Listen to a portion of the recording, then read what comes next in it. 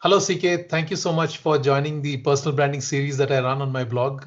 This is a long-running series with thought leaders to understand how they have gone about their journey, and so that others can benefit from their experiences. So thank you for taking the time to do this. Before we get started, it'll be great if you could quickly introduce yourself for the benefit of our audience. Sure. My pleasure, Anisu. Thanks for inviting me for this session. I think it was nice that we could connect on LinkedIn. Yeah, so a brief background about me. I've got about close to about 40 years of experience now, right?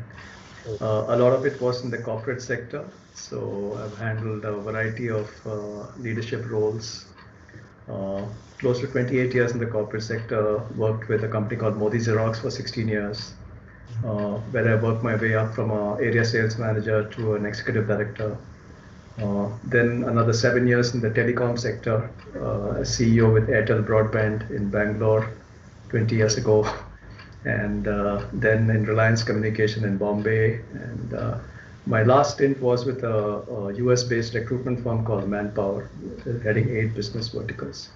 So broadly, my career was across 5 organizations, all different industries, all different kinds of roles, and 4 different locations. So I think I've seen a lot across locations, across industries, and across roles. And I think I've grown in the process, right? So I started off my career as a graduate engineer trainee in Crompton Greaves, and then I worked my way all the way up to becoming a leader of people, right? Right. This was till about 10 years ago, to the year 2010, post which we decided this is a good time to actually give back our learnings and experiences. A business partner of mine and myself, right. Between us, we had about 60 years of experience to share back with people, right? Right. So we started off a career as entrepreneurs about 10 years ago. So we literally had to reinvent ourselves, right? So suddenly, when you're a very senior person in the corporate sector and then you become an entrepreneur, you're nobody. Yeah. So we had to start from scratch. Nobody knew us. Nobody knew what we do. And we started off as business mentors and worked a lot with the SME sector, with the startup sector, with the family business sector, helping them to scale up their businesses and bring a professional approach to an entrepreneurial way of working. Right. So that was what we started doing. Along the way, I also realized that the leaders are the bottleneck in many places. So I got into leadership coaching and executive coaching. And today, if I look back at the last 10 years, it's been a mixture of business mentoring for the business side, leadership and executive coaching for the individual development. Right. It could be entrepreneurs, it could be women entrepreneurs, it could be senior corporate leaders, it could be directors in various large multinationals. It doesn't matter. End of the day, you're coaching an individual, right, or I'm mentoring an organization. So to keep it short, I think roughly this is my 40 years. Broken up into 2 stints, 28 years of corporate, 29 years of corporate, and about 10 plus years of entrepreneurship. Fantastic. That's an incredible journey and a great way to kind of summarize it. So let me begin by asking you the first question. What's your definition of personal branding? How do you how do you define it? I think to me, personal branding is what you stand for, what you really stand for. I gave my own example. For instance, when you're working in a large corporate, you are normally associated with that organization and with the designation. Right? So when you tell somebody you're a vice president of a big company or you're a director in a big company, it carries a lot of weight. Correct. There's a lot of aura around the company and aura around the position. Right? But to me, that's still not your personal brand. Yeah. You're clinging on to a company brand name. You're clinging on to a title for giving yourself importance. Right? I think your personal brand to me is what you really stand for. How do people look at you? If you're a leader, senior leader, how do people look at you? Right? Do they respect you? Right. Do you command respect or do you demand respect? Right? Do you leave behind a legacy that when you move from company to company, role to role, do the people remember you so many years later? Oh, I used to work with CK. I really look forward to what I learned from him. If that impression remains many years later, right, I think then you've created a good personal brand for yourself. Great. That's a great definition. So, if I would ask you, I mean, I know you won't admit it, but you are definitely a personal brand in your own right. But What are some of the signs that tell you that you are a personal brand? I don't know if I'm a personal brand as such, but having been an entrepreneur, I realized that I was starting from ground zero again. Right? There's no point telling somebody that I was an executive director, I was CEO. That's all history, right? It is what you are. It's what you are today. It's what you are today. So I realized that people must see the value of what you do. How are you able to add value to people, right? But it could be with your experiences or whatever, but how do you add value to people and how do you make a difference to them? Right. So when I started off as a business mentor, I realized that within the first 1 year, we were able to impact at least 4 or 5 organizations deeply, right? And the very fact that those organizations understood how mentoring could actually help them and how it made a difference to the way their team was working, the way their organization started growing, right? There was a lot of gratitude which we received back, right? Absolutely. So that also gave us a confidence that look, even though we've left the corporate sector and we've chosen a new profession, right? And we ourselves were learning on the job. Yeah. But we were able to add value and make a difference to organizations or to individuals. Right? Got it. The kind of testimonials that they were willing to give, the kind of video feedbacks, audio feedbacks, written feedbacks that we got in the first 1 or 2 years, right? Really helped us to realize that look, we are making a difference, and that is the brand that we need to convey. Right. So I think a lot of the personal branding at my end was to sort of make people aware of what mentoring is, what coaching is, how it can make a difference to people, how it can make a difference to organizations, share case studies, share success stories. Right. And I think in the process of sharing that, I also realized that I have a lot of experience. So I think about 6-7 years back, I started writing articles. I started writing articles on leadership. I started writing articles on entrepreneurship. I in fact even wrote an article on personal branding a couple of years back. Saying how powerful is your brand, right? Because I realized that when you want to reinvent yourself, it's not easy. Yeah. Absolutely. And I've seen that with a lot of corporate leaders who've left in their 40s and 50s and started becoming entrepreneurs. They suddenly feel loss of importance. Suddenly you're nobody. You're nobody. So you're continuing to hang on to your past glory instead of focusing on your present. Fantastic. So I think personal branding was a slow and steady process. Writing articles, writing blogs, writing posts, right? Sharing success stories, being part of other entrepreneur groups, letting them know what business mentoring is, what business coaching is. Right. I think it was a slow and steady process. There's no quick fix to this, right? And using social media as much as possible. So that is what I did. Although I must confess that I have only been on LinkedIn. I have consciously stayed away from Facebook, Instagram, Twitter. Although those are all today very, very important for building a brand and building this thing. I have not gone behind that path. I thought LinkedIn is a commercial, it's a professional forum, so I'd much rather be there. Right? I want people to know me as a professional. Right, absolutely. Great point. Not so much as a person, not so much as a person. Fantastic. CK, so I just want to ask you, so what you mentioned some of the building blocks, like you mentioned about, you need to leave a mark and you need to reinvent yourself. But what according to you are some of those, building blocks of a personal brand, and how do people perceive you? What are some of the keywords that come to people's minds when they think of CK? I was thinking about this, in fact, when you reached out to me for this particular thing, because just very recently, in fact, I had done a video on executive presence. Right. And executive presence is also linked to personal branding in a way, because it's about how you carry yourself. It's about, again, about whether you command respect, demand respect, what is your credibility, right? Absolutely. So I came up with an acronym saying that if you want to build your personal brand, you play your cards right, right? So let me say, what is cards? I mean, for me, C stands for credibility. Are you building your credibility as a professional? Right? I think A stands for authenticity. How authentic are you? Right? Are you putting on a mask? Right? Do people see through you, or they see that this person is somebody you can look up to? Right? Right. That authentic nature comes out very clearly. Right. R is about reliability. Mm. That if we deal with so and so professional, right, would he take us for a ride? Would he Yeah. cheat us? Or Mm. is he very reliable? Mm. Right. D is, to me, D is about discipline and dependability. Mm. As a professional, are you disciplined? Are you dependable? Right? Got When it. somebody deals with you, do they know that, look, we can trust this guy and everything will get done. He's there for us. That dependability, I think, to me, plays a very big role Absolutely. in the way people look at you as a brand. Mm. Mm. And I think the last one is the S is really simplicity, Mm. Mm. Mm. right? Despite whatever position you have achieved in life, despite whatever success you have, are Mm. you down to earth? Are you humble? Are you simple? Right. So Right. to me, credibility, credible, authentic, reliable, dependable, and simple. Mm. This really is what constitutes what a personal brand should stand for. What are the attributes of a personal brand?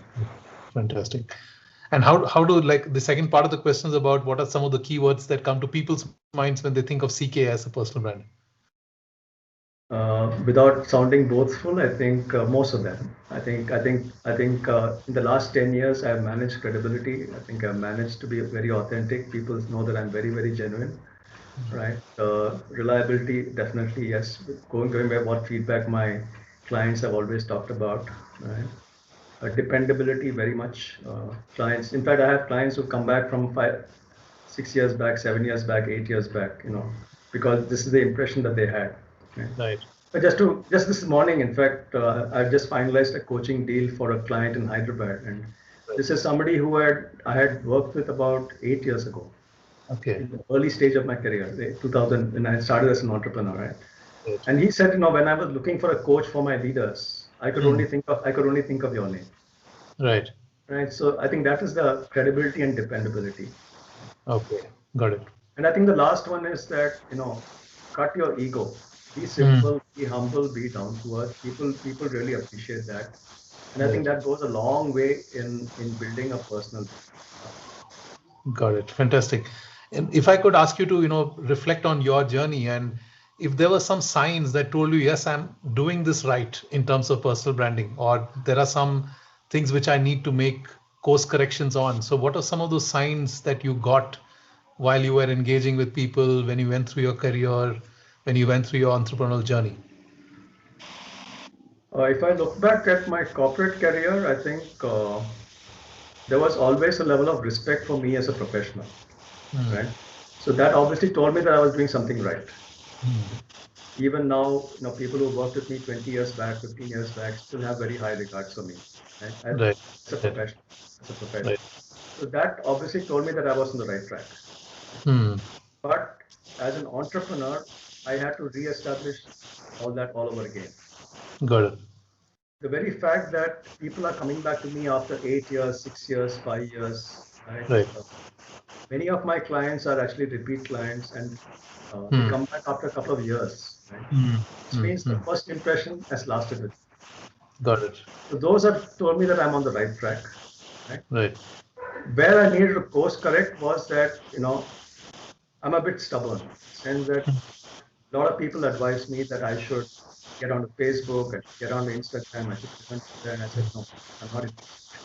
Right? So maybe I lost out because of that. Maybe I could have been, had a lot Right. more people following me, a lot more. Right. But I've chosen this path. I'm quite happy with. Right. Right. Fantastic.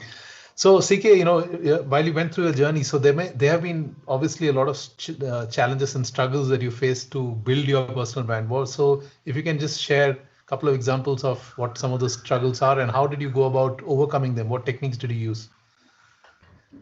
I think my biggest struggle is I'm actually quite an introvert. Okay. Although I spent 30 years in sales and marketing and business and stuff like that, even yesterday I was telling somebody in college, in my engineering college days, I was the quiet guy in my class, right? Right. And then I Right. joined sales, right? Even now, when we meet as classmates 40 years later, I'm still the quietest guy in that batch, right? So Right.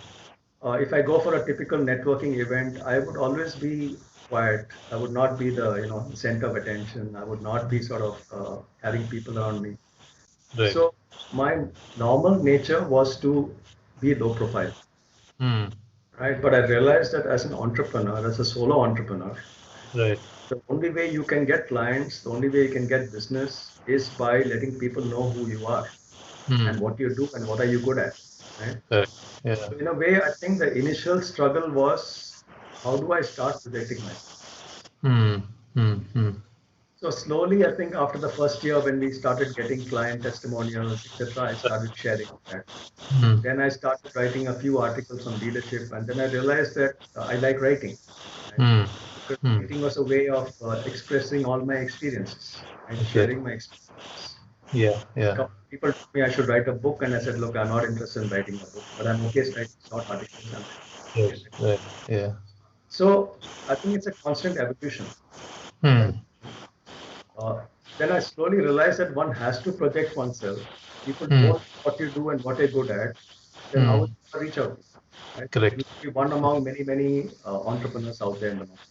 Yeah. Yeah. One among Yeah. many mentors, one among many coaches. How do you stand out from the crowd? Mm. There I realized that to stand out from the crowd, you have to talk about what you're good at Mm. and be apologetic about it, not be defensive about it, Right. without bragging too much. Yeah. Make sure that you're visible, kind of stuff. That is the approach I launched. Fantastic. That's great, great insights. So now there are like a lot of entrepreneurs or at least aspiring entrepreneurs out there.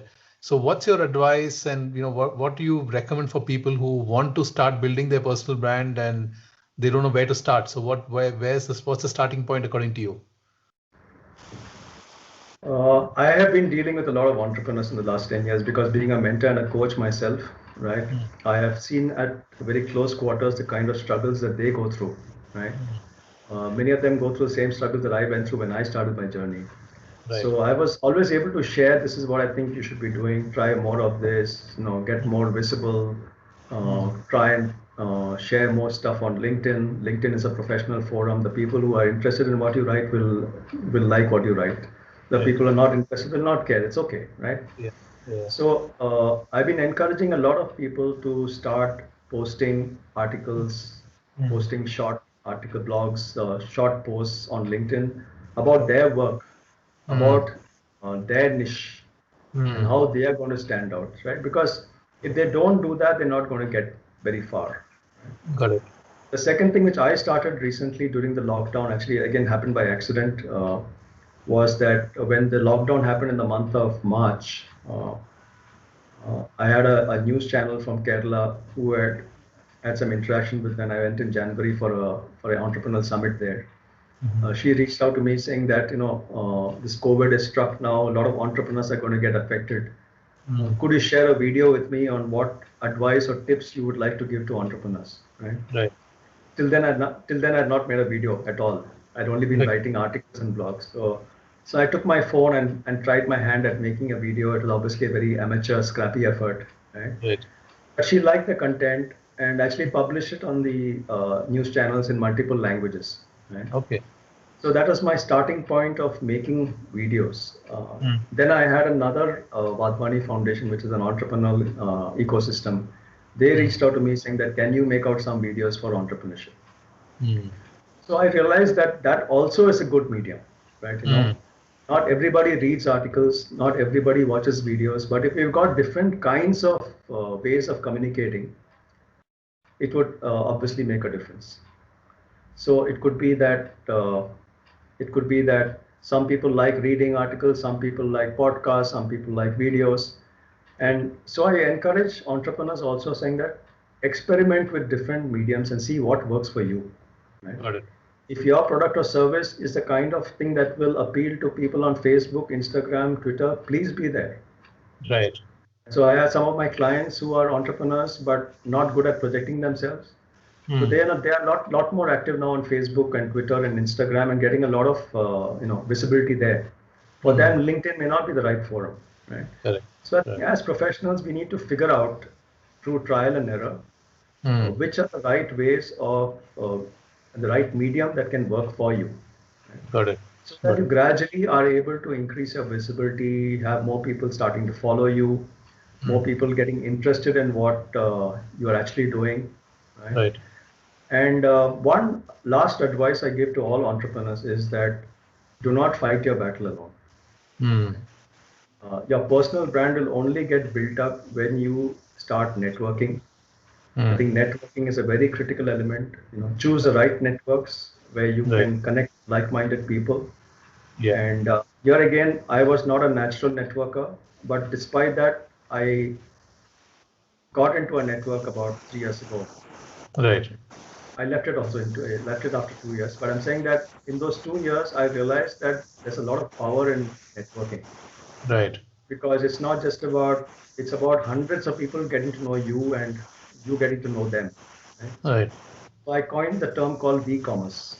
V-commerce, Okay. which means when you collaborate with people, right, you Yeah. can do much more than you Absolutely. can do on your own. And that thing that enhances your personal brand as well, because you are seen as a giver, you're seen as a collaborator, you're Right. not seen as a self-centered, only looking at your interest kind of a person. I think so. Yeah. Networking plus blogging Hmm. and being on social media are broadly the advices which I give to any other entrepreneur. Because Fantastic. I've gone through the journey myself and I've seen what works and what doesn't work. Great. So if I were to ask you to, think about your journey, if there's one thing you wanted to change and do it differently, what would that be in terms of your personal brand? I think this lockdown has been very good for me in the sense that it got me to actually do videos, right? Right. Now, because I did the videos, I've actually got about half a dozen plus videos on business. I've got a couple of videos on music. I've created my own YouTube channel. Now I'm getting a different set of people following my YouTube channel, right? Right. And I think that was one thing. I think the second one is I had a lot of entrepreneur groups reaching out to me to do webinars, Hmm. saying that, look, this whole COVID thing is a tough phase, and Yeah. can you do webinars to a larger group of 60, 70, 80 participants across the country or beyond the country as well? Right. I've also been part of a women leadership program, 3-monthly women leadership program. So I've Right. realized that the virtual world actually expands your horizons. Right? Yeah. No Yeah. longer confined to no longer confined to a city like Bangalore. Your audience can be national. Your audience can be global. Right. Right. I think looking back, I think till this lockdown happened, I did not even think about that. Hmm. Now my mind is very open, saying that look, I can coach or mentor anybody anywhere in Right. the world is. So I think Correct. that's been a good learning. That's been a good learning. Uh, Great. Sometimes you convert an adversity into an opportunity. Absolutely. Yeah, that's a great way to look at it. And now with COVID-19 and like you mentioned, the lot of people who feel that the people have tried to misuse this opportunity and become different. They try to put themselves in a different league because of it. Now, what's the advice for people in terms of crises, and what should they do differently, or how should personal brands approach crises like COVID-19, if at all anything happens like this in the future? Can you just spell out a little bit more about the crisis part?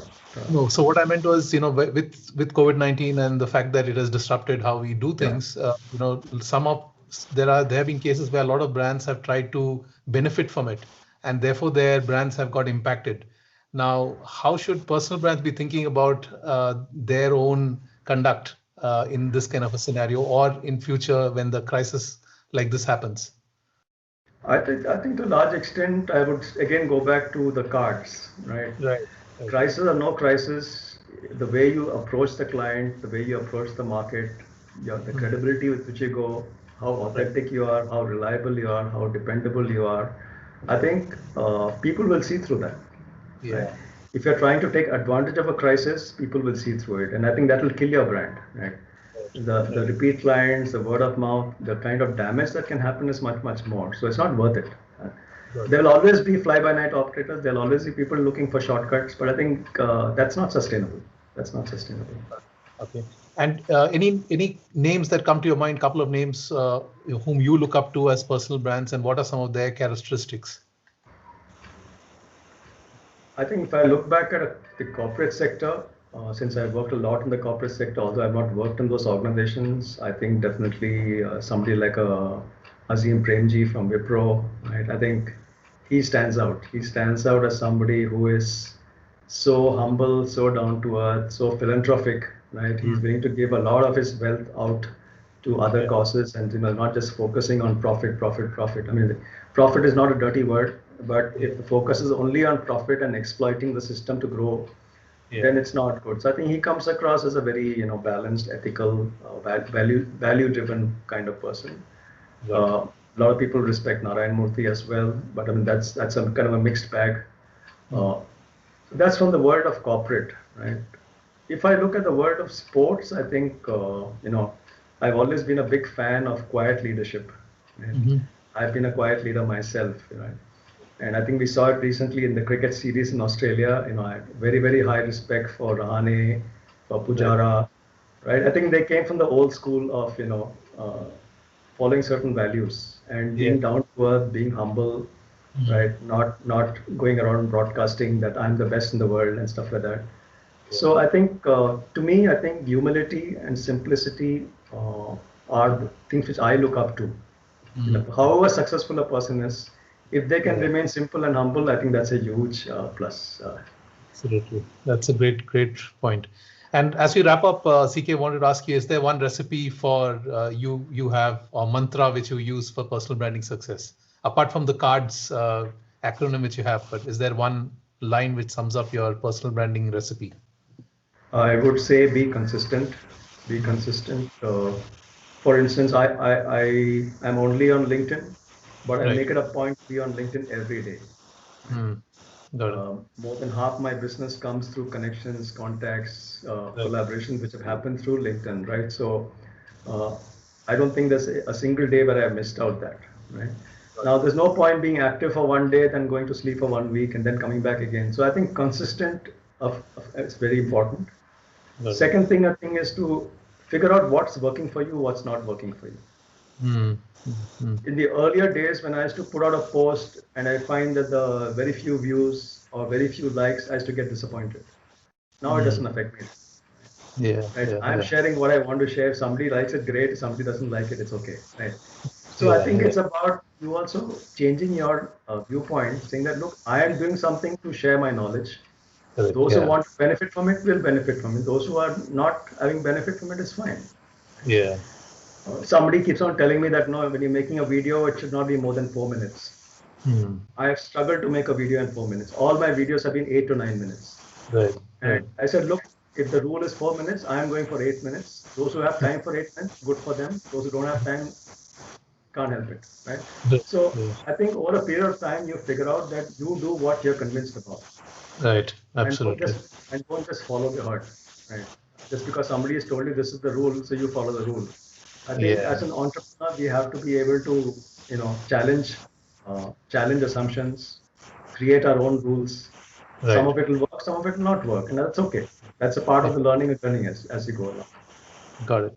Fantastic. This has been brilliant, CK. Thank you so much for taking the time. Really appreciate you doing this, and great words of wisdom. I'm sure people will love it. So thank you so much for doing it again. Thank you, Anasu. I think thanks for reaching out to me on LinkedIn. Again, it happened through LinkedIn. So I think that shows that how connections just happen, and I think those connections then go much beyond what one would have even anticipated. Absolutely. Thank you so much for taking the time and reaching out. I hope this video is useful to people who see it. Absolutely.